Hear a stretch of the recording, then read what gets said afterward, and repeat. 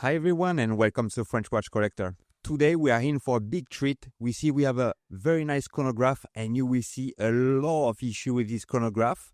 A beautiful one, but actually this one is a chronograph from a subscriber, and he tried to fix this watch, and he came to me and he said, sorry man, but I cannot do it here.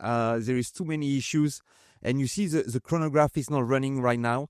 And you will see inside there is a lot of issues. So we're gonna do one by one. Obviously, we're gonna resolve all these issues one by one. It's just to show you guys, actually it's possible. And yeah, it's not really complicated, but like I'm just to show you some tricks actually on some of the mistakes that were done by somebody else. And yeah, this watch from the start, it was not in good condition. So it was maybe too big of a project for him to make sure he can restore his watch. But yeah, that's what we're gonna do. We see we have a lot of parts. Actually, we have some spare movement that he gave me because he bought some spare movement just to make sure he can get some parts if some parts need to be changed. So that's always good. And obviously, we're gonna start. We're gonna open the watch. Being a vintage chronograph, you see we have the case back. I can remove, you see there with my tool, can be open. Just check if there is anything written inside on a case back. But yeah, we can see some inscription from previous watchmaker, but there is no much information. And like I said, you see the chronograph, I mean the caliber is not working. And look at the balance wheel there. When I'm just making it move, it gets stuck. And actually, yeah, there is an issue. It means that you will see there is an impulse jewel on a balance wheel, which is not located properly with the pallet fork. And this is why it doesn't rotate fully. So it's blocked on one side. So that's why it's not working. Maybe there is a reason why this balance wheel that came out of shape, if you want. But because he told me, oh yeah, probably the balance staff is broken. But I'm just gonna check it. It looks like it's rotating. It looks like it's not moving. So, and you see there, I'm just checking if there is some end shake there, and it looks good. So yeah, I don't think yeah, the balance stuff is not broken. So yeah, it's just like something wrong with the jewel there, with the impulse jewel. So we're gonna check that. Just looking if the you see the chronograph is working there. And yeah, it looks like he starts in stop and he resets, so that's a good news already. But obviously nothing is working, and you will see there is a few issues on a chronograph as well. So yeah, we make a list of all the issues that there is on his watch. What we're gonna do first, after checking the caliber, we're gonna open the front of this type of chronograph. Just gonna get yeah, I'm just getting an access, if you want, to the dial and the hand there from this beautiful chronograph. Look at this beautiful blue dial there. I don't know if you know, obviously I know the Chronograph Suisse, but the Sully, yeah, I don't know if you know about this name, which is on top of Chronograph Suisse. Maybe it's a brand, I'm not sure. And you see there, I'm just removing all the hands and put them in this little box. Just gonna do the same thing as well on a sub counter there for the second and minute here. Perfect.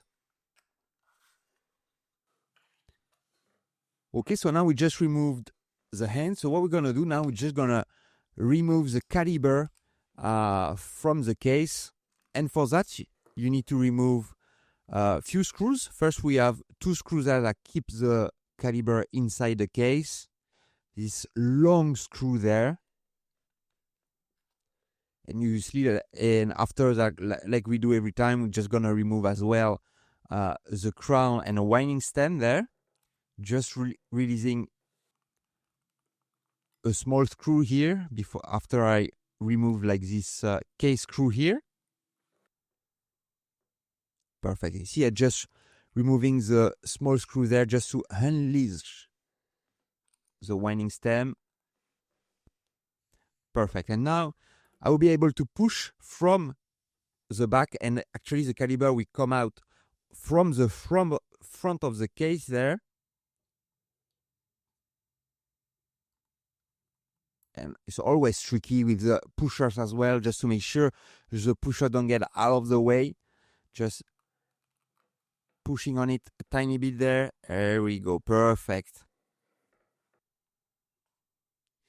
What you're gonna do, and you see there, the dial was not set perfectly, like it's moving on one side. So actually, there is a couple of dial fit screws there on his chronograph, and one was not tight. You see there how it's moving on one side. That's not good. When you put back a dial, you just need to make sure it's fully in position. It cannot move because it will cause some issue.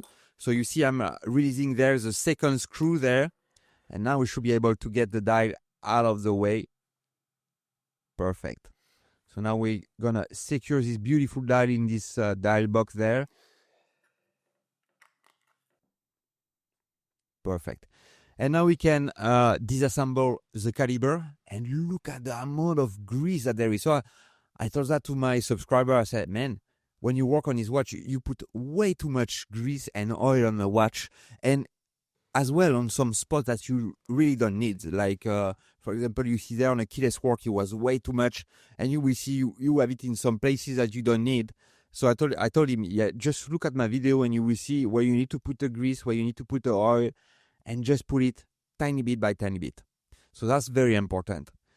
Don't put a huge amount of grease.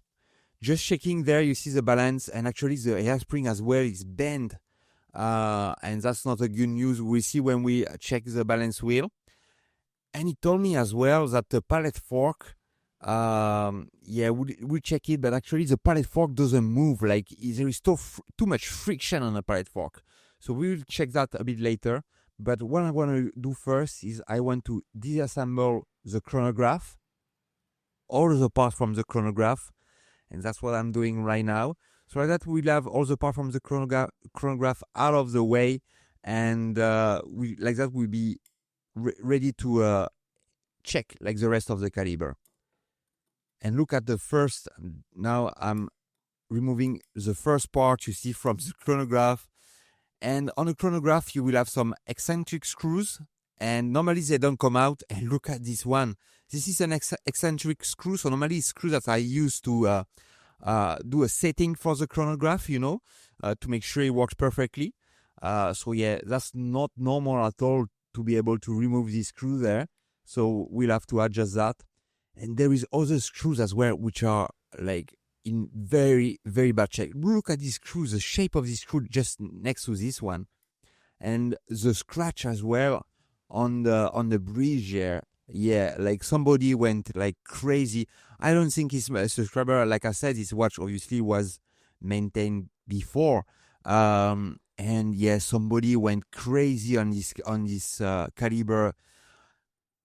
Obviously, this is a chronograph, which is a very good caliber. We see it's a Landeron 51, which is a great caliber, but it's not a high-end caliber. Actually, this caliber was before the quartz caliber could exist. This was a standard, basically the basic type of caliber for a chronograph. That was this type of caliber. So today, obviously, they still have some value. Like maybe this watch is probably around $400, $500, maybe a bit less, maybe a bit more. But it's not a huge value of the watch. So, for example, when you do a service or a restoration on this type of watch, you don't want to add like the cost of, because or else it will be like more than a watch, or even sometimes double than a watch. So there is no point for the owner. So that's why we see there is some parts which are damaged. We're not going to replace, because obviously he had some cost to restore or replace the parts. But just what we just want to make sure that each single part will work properly. Even if it doesn't look perfect, it will work properly. So now I'm just removing, you see, again, one part which is very tight to remove, like on this eccentric screw there, which is probably a tiny bit deformed, and it's very tricky to remove the part. And you see I have to use a screwdriver, which I don't like to do, but I have to make sure I can remove this part. Very tricky.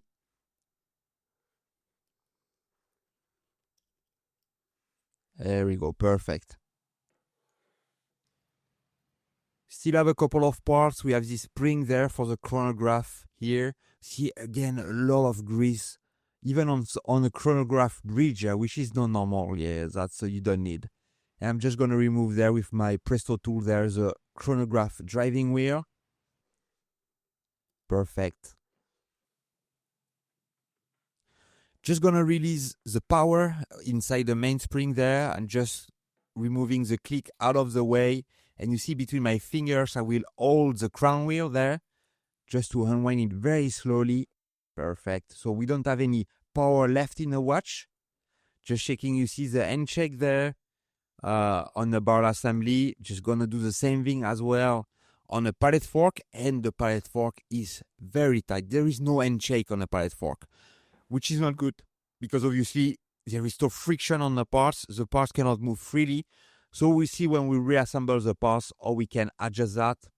And you see that now it doesn't move because actually he left, you see the bridge on top, not fully screwed. So yeah, and as soon as you screw it fully, the pallet fork is too tight. So we're gonna adjust that on the jewel there. I'm just gonna show you how to do it. And actually on the wheel there, I'm just gonna check the end check. And there is one of the wheels on a train of wheel, and I can see it there when it's turning. Something is wrong. I did not see it during the disassembly. I saw it during the reassembly. But I don't know if you spotted there, one of the wheel, there is an issue on it. And if you saw it, just put it down in a comment. If you don't cheat and you don't go to the reassembly, but yeah, there is something wrong with one of the parts there from the train of wheel. And if you see what it is, just tell me. Yeah. Okay, so we're gonna disassemble, you see, the bridge here for part of the train of wheel. Very tight to remove, you see some of the bridge there. Perfect.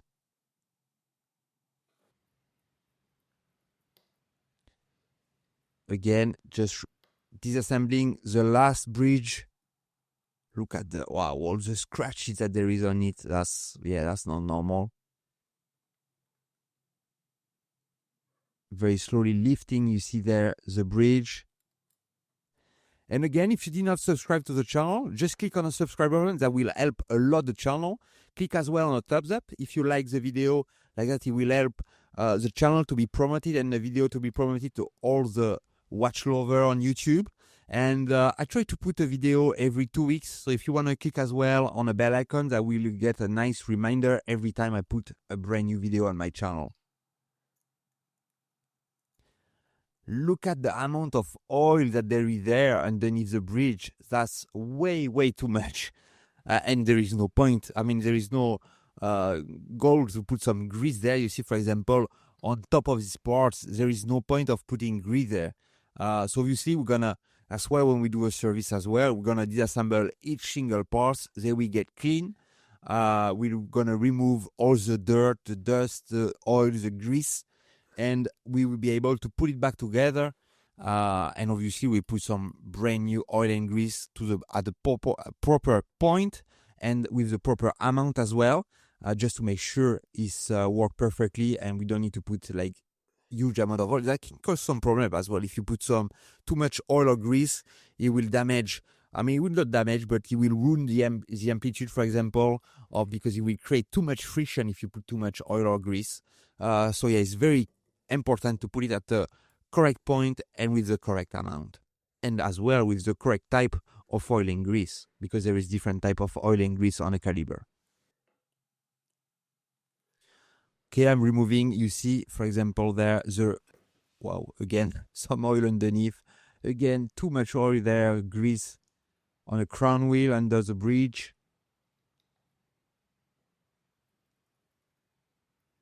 Just gonna disassemble this screw here. Again, that's why we want to disassemble maximum of parts, just to make sure during cleaning we get access inside the fluid, the machine, we get access to remove everything we can on each single part here. Perfect. Just gonna remove the click there on this screw. Great. Just gonna move to the barrel assembly, and again inside, a nice surprise, which I like actually. Look at this type of mainspring. This is a very old type of mainspring, which I found beautiful with this kind of copper color on this type of mainspring. And you will see the shape as well, which is a very different shape compared to the new mainspring. And I saw with the owner, I said, I mean, I can keep this one if you want, but it's old. Maybe it will break at one point. Maybe tomorrow when you wind, because it's an old one, it will break. So let's just put a brand new one, and that's what we will do. We should put a brand new one when we reassemble this watch. Just gonna do a quick polish. You see a clean on the pivot point there, on all the pivot point of the train of wheels. I use some Eve Flex there just to do a cleaning on this pivot point.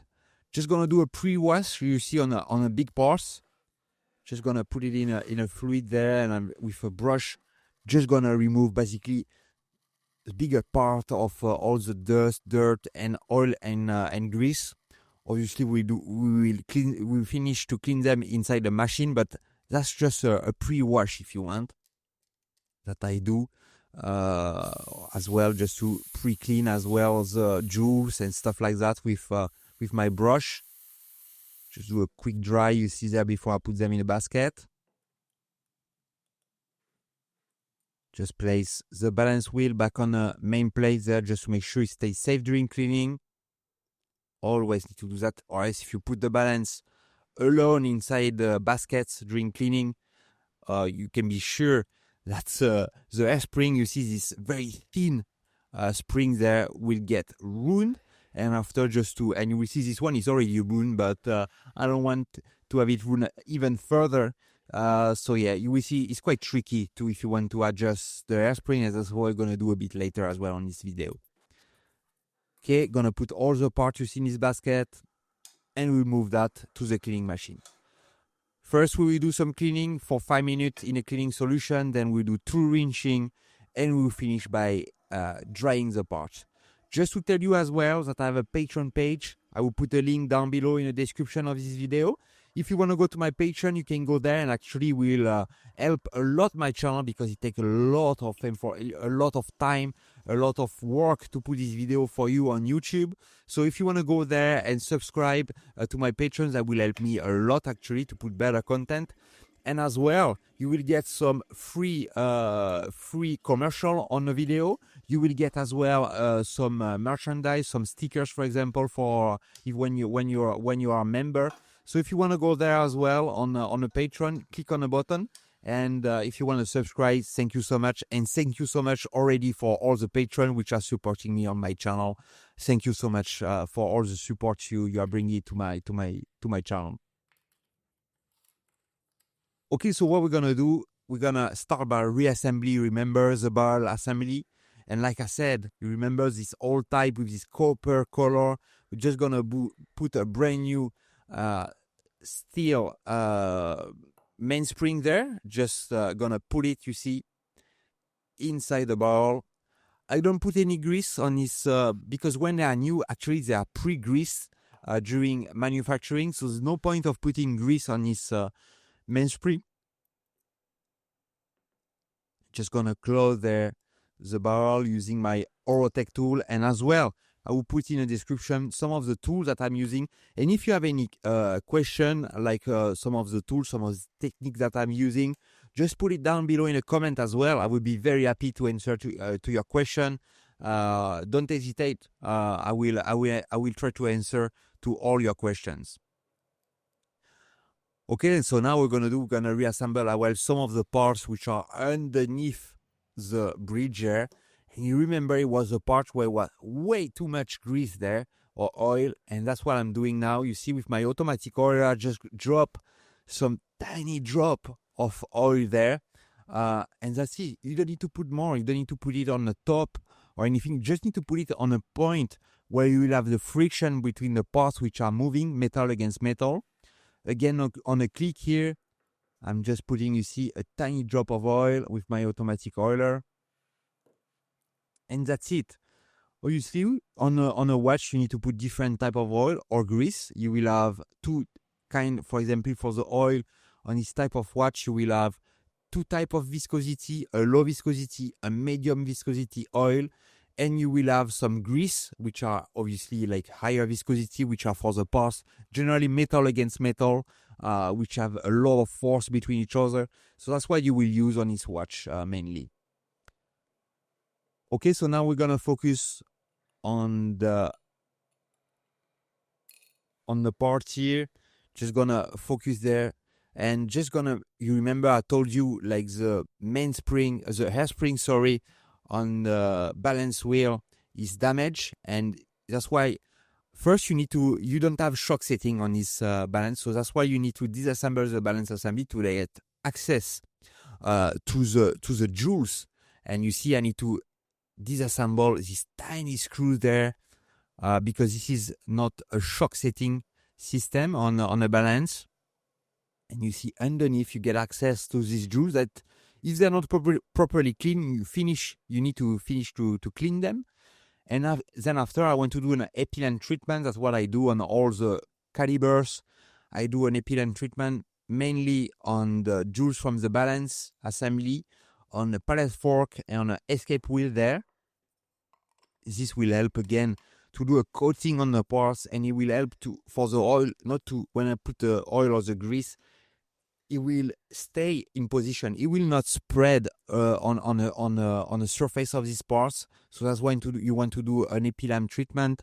Like the lubrification will be much more efficient with this treatment.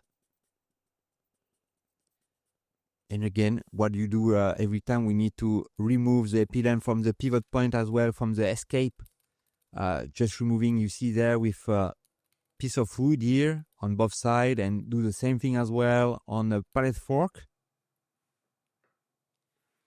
And now that we did the epillant treatment, we're gonna reassemble the balance assembly here. And I'm just gonna use after my automatic order, which is much easier to do it with an automatic order on this type of jewel there. Just gonna secure it in position with this tiny, these are like the smallest screws that you can find on a caliber, are these two screws on a, if you are on a balance which doesn't have a shock system. Perfect. And you see with my automatic order there, I come and just drop a drop of oil right in the center. Okay, so I just removed the main spring there, the air spring, sorry, where you see it's not perfectly like all the spear of the spring are not equal to each other. So I just need to bend back in position. So that's why I need to go under my microscope there. I have a specific tweezer here. You see to hold in position the hairspring. I'm just gonna bend it ever so slightly, point by point, just until it give like the perfect shape for the hairspring again. This is a very, very difficult job to do. You need to be very patient. You need to take, like for example, on this hairspring, because I just show you like the movement in one direction like there, but actually the hairspring from actually on a vertical point, it was not perfectly flat as well. So yeah, it took me like maybe a few hours just to work on this hairspring until I get the perfect position. So it's just to tell you how patient you need to be on a hairspring when you work on a hairspring, just to make it back perfectly to shape.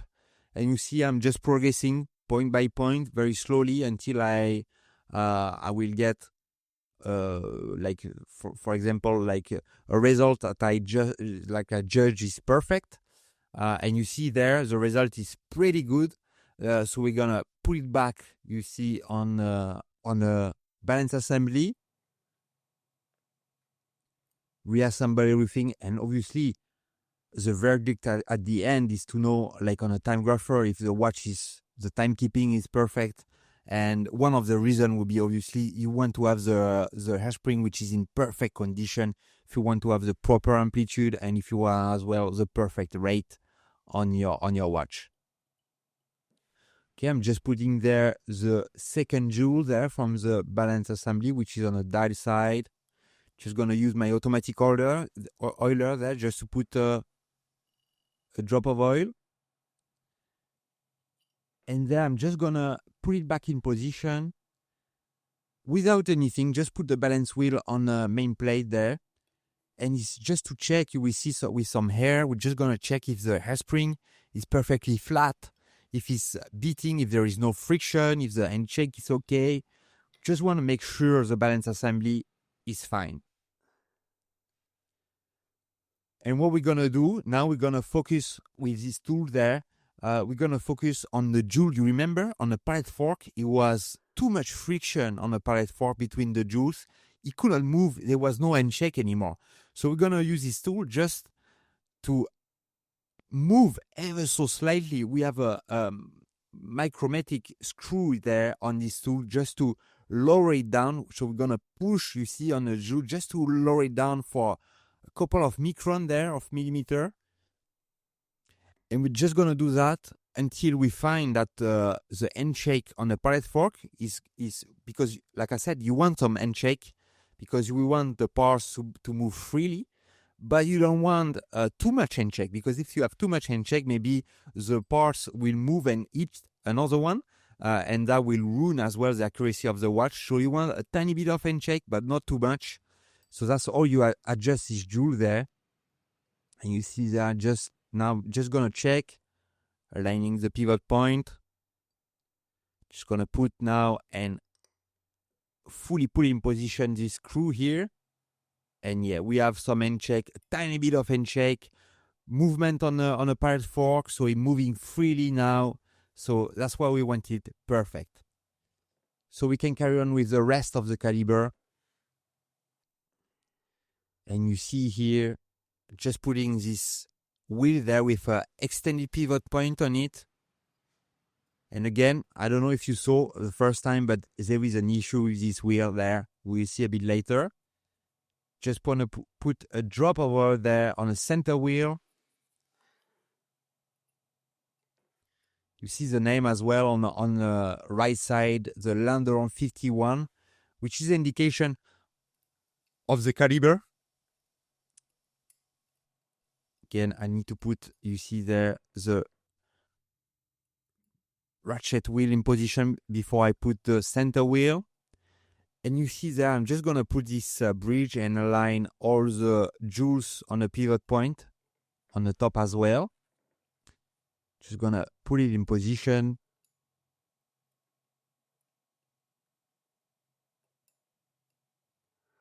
Perfect, very slowly, just gonna align everything. You see there, just waiting for the, there we go, it's in position there.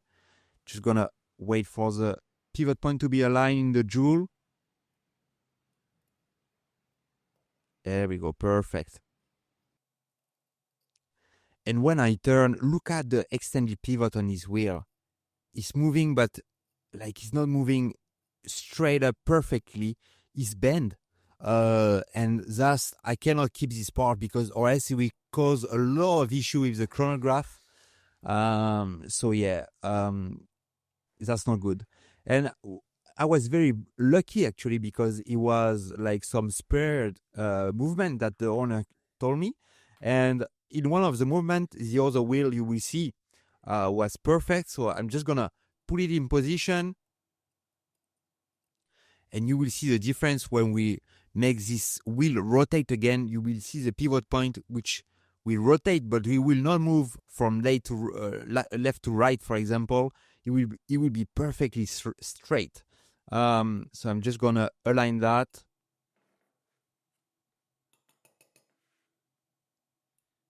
Just tapping there just to finish for the parts to settle in position. And you see there we go. You see when it's rotating, is turning, but it's perfectly straight up. So that's what I wanted. Another issue which is resolved on this caliber. It's not the last one. There will be like some new issues that will come out that I did not see the first time during the assembly. But yeah, already we resolved quite a lot of issue on these parts. But yeah, we're still not in a caliber which is we don't know if this caliber will run or not. So we see. Just putting the bridge there with the part of the train wheel and the bar assembly underneath. Just need to align everything in position.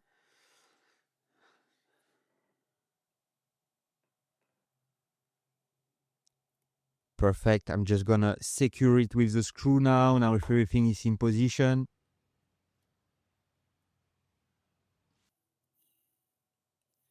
And look at it turning. It looks like it's turning pretty good actually. So we can focus now on a keyless work. And now you will see me using a lot of grease, which is this blue grease there, because a lot of these parts we see a lot of friction. So we want something which is a bit more thicker than oil. So that's why we'll use this grease there. That we're gonna put as well on the winding stem here. Just gonna put the rest of the keyless work that need to be screwed from the other side there on the screw here. Gonna oil, you see all the pivot point from, for example, there from the minute wheel. There's a center wheel. We're gonna put the cannon pinion later on. And now we're gonna put all the parts with the yoke in position until you find perfectly this position. You see that it's not perfectly in position. Just need to move these parts of the way, out of the way there.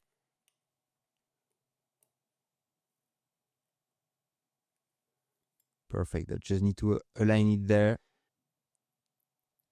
Again, we're gonna put some, you see, some grease there on the contact point between the different parts. Gonna put the yoke spring in this part that will give, this is a very strong spring that will give a lot of tension on this part. Put the cannon pinion in position. The minute wheel. We already oiled all the pivot point there. And we put the last part in position. Gonna secure it with the screw there. And remember, that was a part where there's a lot of oil or grease on top of it. Actually, you don't need any parts. That's why you see you have a clean caliber. You need to put some grease there because this is a spring that will give you the two positions. You see when you pull on a crown, a winding position, which is the first, and the second position, which is the time adjustment on your watch. Okay, so now we're gonna put the pallet fork in position. Obviously, you remember we just adjusted the jewel there to make sure the pallet fork can move freely. So just gonna realign the bridge in position there. Gonna secure it. Obviously, I will grease the exiting jewel of the pallet fork under the microscope. Like I do that every time, which is very important. You see there the pallet fork is clicking, so that's always a good news. It means the power is coming. There is not too much friction.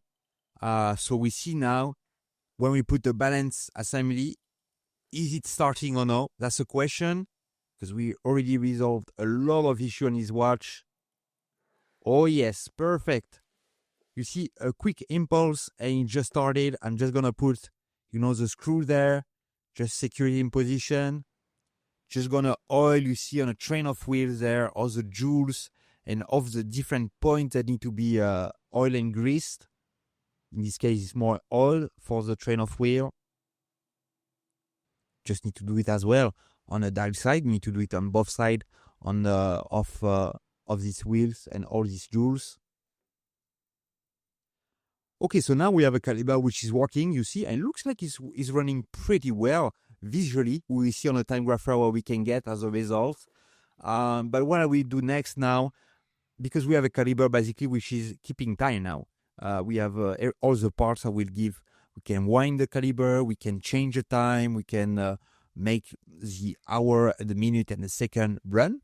But obviously, this is a chronograph, so which is a complication. So we're gonna add all the parts on top of the base caliber, all these parts for the chronograph complication, and you will see will be few issues on this chronograph. So we start by assembling. You see all the wheel there. This is the second wheel for the chronograph. You're gonna oil. You see all this cam, which is in shape, heart shape on it. This is a minute wheel for the chronograph. Just gonna put you see this beautiful bridge with these two rubies here, these two jewels on top. Just realigning the wheel there. Perfect. And something which is as well very important in a chronograph. Obviously, you need to put the chronograph back together. You need to re-oil it, re-grease it properly. And as well, a chronograph is like on a watch. It's like you need to set it as well properly. And we see later on, we saw all these screws, one which is ruined, one that came out, all these eccentric screws, which are used to make sure that all the parts work between each other and they engage, let's say, to the proper amount between each other. And that's why you need to set up as well a chronograph between the parts. And you will have all these screws that are used to set it properly. So we see a bit later how we do that as well on this caliber. And for this chronograph, on most chronograph, when you have them for a service, generally the settings are pretty correct. Sometimes you need to do some tiny adjustment. But on this chronograph, all the setting on the chronograph was out of the way. Like it was like very bad. So I have to readjust everything from scratch. So we see that a bit later. You see, I just put the cam there, and this is actually the rod that will connect between the cam and the pusher of the chronograph. The cam, like I already said, in other chronograph, you have two kinds of chronograph. You have a column wheel and you have a cam. They do the same thing. It's just a different type of design. There is pros and cons on all design, on the both design. But basically, the cam or the column wheel is the brain of your chronograph. When it will move, it will make all the other parts move together. And as well on a chronograph that we have a lot of springs, because you want to give some tension in the parts, because if you move that, you want to have the spring being able to move the parts, and the, let's say, the original movement is when you push the pusher, which is a human movement, like I said, when you push a pusher, and all the other parts inside the chronograph to start, stop, and reset will move by itself with all this spring inside the caliber, which is pretty clever. And basically what the cam is doing in this chronograph, it will make sure like all these parts and all this spring works together to start, stop, and reset the chronograph. Okay, so I'm just putting now, you see another spring there. Again, like I said, these springs are just to give some tension in the parts if you want to move them. Just put back, you see the wheel on this extended pivot that was, you remember, that's the one that was bent. And that's why you don't want to bend one, because or else this wheel will move left to right. You want to have a perfect straight one, because you want it to move only rotate on this axis and not move anywhere else. Just putting the clutch in position. Remember the screw there, I just managed to secure in position this eccentric screw there.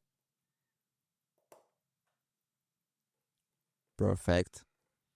Just put the clutch, which is the parts that will engage and disengage to start or stop the chronograph. Because you see, like this wheel that we just put on an extended pivot is always running because it's attached directly to the train of wheel underneath. And the clutch will come on and off on the chronograph wheel, depending if you want to start it or stop it. Can you see, just putting a spring there just to give some tension on the parts to be able to move. Just gonna align, you see, with my Orotech tool there. Just gonna align the chronograph running wheel, just make it at the proper height with this tool there, like basically it's on a hand, on a dial. And you see, like we have a start stop which is working perfectly. We can put the hour wheel there with the dial spring. And basically, I saw with the owner, like, we don't want to replate or repolish a case because obviously it costs way too much money for the value of this watch.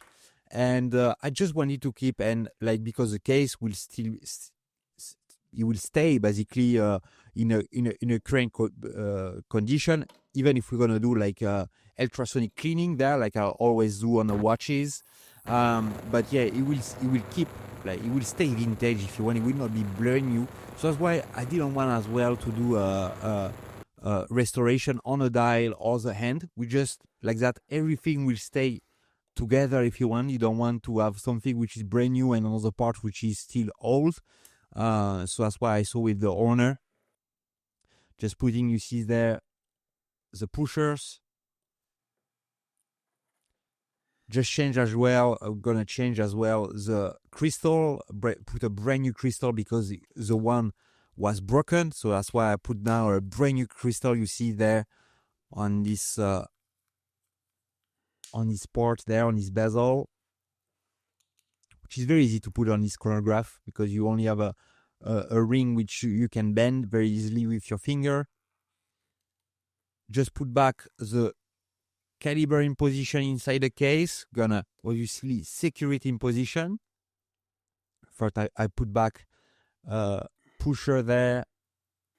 Put the screw there that will secure finally all the caliber inside the case.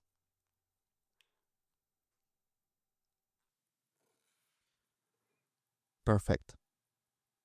And now that the dial and the caliber is in the case, it's easy because we have access on the front just to put the hand. So we're gonna use my Orotech tool there to put the hour hand. Gonna align the minute hand perfectly to midnight as well. Just very slightly, you see, using my carbon tip tweezers there, very slightly align it perfectly to midnight. I'm gonna press it in position there. We're going to do the same thing with the second hand from the time, which is not the second hand from the chronograph. Obviously, the second hand from the chronograph is in a center there. This one is a sub counter here. This is a minute hand from the chronograph. So we need to align perfectly at 0, which is the 45, because some people ask me, but why you align it to 45? Because actually the top position is a 0 position on the minute hand, which is the same thing as well with the chronograph we're going to put. We're going to align it at 0, which is a 12 o'clock or a 60, you see there on a tachymeter scale there. Yeah, it's not written 0, but which is a 0 position as well. 45 minutes on a minute is when you do a full counter. And obviously when you do a full count, 1 minute on a second, on a second hand is when you go back to the 12 position. Just checking there if everything is working. We have a start. Just gonna check if the minute hand just jump perfectly when you go again, when the second hand will do one full revolution. Let's check if it jumped the minute hand. Yes, perfect. And the last thing, see if we have a stop and a perfect reset. Yeah, perfect reset to the 0 position. Yeah, great. Just gonna vacuum all the dust. Gonna spread as well some hair there just to remove all the dust on this caliber, on this dial as well, just to make sure nothing gets trapped between the dial and the crystal. And obviously we're gonna close this beautiful watch. Look at this beautiful watch now. Perfect. And you see, I try to adjust and look at one other eccentric screw, which is actually there is no friction on it, so it runs freely. So I could not adjust the chronograph, so I had to adjust this issue on a chrono. And you see that's you want this eccentric screw to adjust the proper engagement between the different points of the chronograph. And you see you want the engagement between each wheel between 50 to 70% to be engaged between each other. And you need this eccentric screw to do that. And now the setting there, it looks pretty good. And you see the jump there. Oh, it looks like the minute wheel just did 2 jump. That's not normal. So again, we need to adjust the eccentric screw there for the minute jump on the chronograph. And normally you will see, we are moving with this screw ever so slightly. We are moving the wheels, and you see now we just see 1 jump. Perfect, 1 jump there. Okay, the setting is perfect now for the minute. Just gonna demagnetize the watch. And just to tell you as well, I have a link on the top right corner for my website. I have a link as well in the description. You can go to my website, you see some information on my channel. Some of the watch as well, which are for sale. Some of the watch that I restore as well on the channel that I buy and sell for you guys. And as well, for example, from my subscriber, if you want to go there and contact me to service or restore one of your watch, you can contact me on my website, and I will be very happy to work on your watch. And look at the result on the time grapher. The amplitude almost 320 degrees, which is very high.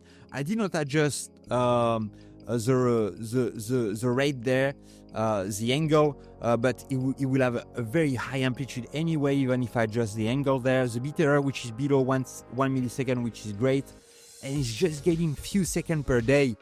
And look at the result with this beautiful bracelet there that was chosen by the owner. Beautiful watch. I hope you will enjoy this watch. I hope as well you like the video, and I see you next time for the next project.